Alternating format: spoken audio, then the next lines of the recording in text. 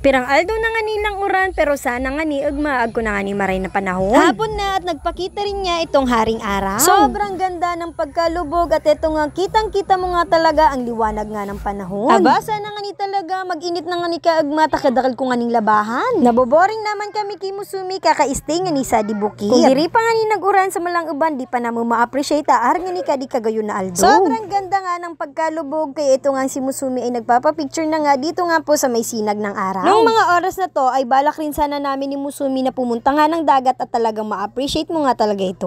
Kaso masyadong maputik nga ang daan kaya dito na lang nga kami nagpipicture-picture. Malapit kami sa dagat pero hindi naman nga gaanong malapit. Basta amo na to medyo arayo na arani-arani amo na to. At dahil pahapon na rin ay ito na nga magluluto naman na kami ng aming nga pong gabihan. Dito nga feel mo na nga talaga ang lamig nga talaga ng hangin. Dahil dito nga po ay laging umuulan ay dito lang nga kami ni Musumi halos maghapon ngang natutulog dito sa bahay. Kahit nga malakas ang alon ay meron pa naman nga pong nakukuwang isda kaya ito ay manililinisan ko na. Dahil malamig din ang panahon, ito nga ay lalagyan nga namin ng sabaw. Bali nung mga nakaraan may na-delete nga akong video dahil bawal nga at mali nga yung pagkalinis ko ng isda. Mali kasi yung pagka-video ko at may mga bagay nga na bawal nga makita dito kay Facebook. At dahil iniingatan ko nga itong page ko ay kailangan ko nga i-delete. Pag may violation kasi ang page at hindi mo nga ito na-delete agad ay pwede nga magka-problema ang aking page. Kaya kung nagsisimula ka pa lang na gumagawa nga ng content ay kailangan talaga maingat ka sa paggawa ng iyong mga content. At dahil sasabawan ko na lang nga ang aking niluto, eto nga kumuha na nga ako ng dahon ng kamote. Nilagyan ko lang nga ito ng sibuyas at saka nung kumulo na nilagay ko na nga itong isda. Nilagyan ko na rin ng talbos ng kamote at nilagyan ko na rin ng kalamansi. At tadan, luto na nga ang aming ulam for today's video kaya papakainin ko na rin si Musumi. May nangani po pala kamo